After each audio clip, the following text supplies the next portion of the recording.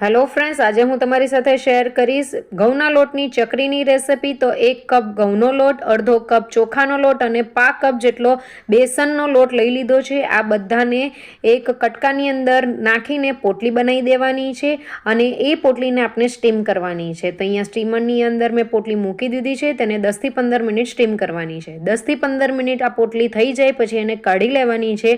તો એ એક પથ્થર જેવું થઈ જશે, તમે જોઈ શકો છો। ત્યાર પછી એના નાના નાના ટુકડા કરીને આપણે મિક્સર જારની અંદર નાખી દેવાના છે અને તેને એકદમ જ ઝીણું દળી નાખવાનું છે।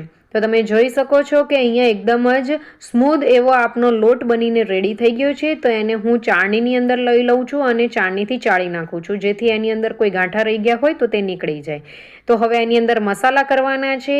તો 1 ચમચી જેટલું કાશ્મીરી મરચું, 1 ચમચી તીખું મરચું, 5 ચમચી જેટલી હળદર, 1 ચમચી ધાણા પાવડર, 1 ચમચી તલ અને અડધી ચમચી અજમો નાખીને આ બધું મિક્સ કરી દેવાનું છે। તેની અંદર મીઠું અને 2 ચમચી તેલ પણ નાખવાનું છે। અહીંયા લોટ બાંધવા માટે મેં ગરમ પાણી લીધું છે। તો અહીંયા લોટને આપણે બરાબર મસાલા સાથે મિક્સ કરી દેવાનું છે અને પાણી એડ કરતા જવાનું છે અને ધીમે ધીમે પાણી એડ કરતા જઈને આપણે એકદમ જ સ્મૂથ એવો લોટ બાંધીને રેડી કરવાનો છે। કડક લોટ નથી બાંધવાનો, આપણે ચકરી બનાવવાની છે એટલે થોડો સોફ્ટ લોટ રવા દેવાનો છે। આ રીતનો સોફ્ટ લોટ થઈ જાય એટલે તેમાંથી લાંબો લુવો બનાવીને રેડી કરી દેવાનો છે। અને મારી પાસે મશીન ગન છે, તો હું આ મશીનની અંદર તેલ નાખીને તેને પહેલાં તો ગ્રીસ કરી દઉં છું અને ચકરીની જે જાલી આવે છે તે નાખીને તેની અંદર આ લોટનો લુવો નાખી દેવાનો છે અને લોટને આપણે દબાઈ દબાઈને ભરી દેવાનો છે અને આપણે આ ચકરી આપણે બનાવી દેવાની છે।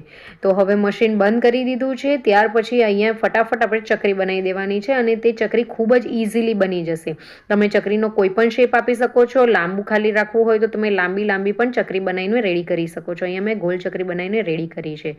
તો તમે જોઈ શકો છો કે ખૂબ જ ઇઝીલી ચકરી બની ગઈ છે। તો અહીંયા મેં તેલ ગરમ કરવા મૂકી દીધું હતું, તેની અંદર ચકરી નાખી દેવાની છે। સૌપ્રથમ ચકરીને આપણે લો ફ્લેમ પર જ તળવાની છે।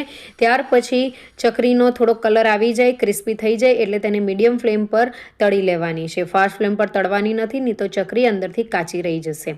તો આ રીતે ચકરી મારી થઈ ગઈ છે, આ રીતનો કલર આવી ગયો છે। ત્યાર પછી મેં ચકરીને કાઢી લીધી છે। તો ચકરીને હવે સર્વિંગ પ્લેટમાં લઈ લીધી છે। ચકરીને તોડીને બતાવું છું તો ખૂબ જ ઇઝીલી અને ક્રિસ્પી એવી ચકરી આપણી બનીને રેડી થઈ છે। તો આવી જ નવી રેસિપી માટે ચેનલને સબસ્ક્રાઇબ જરૂરથી કરજો। Thank you for watching.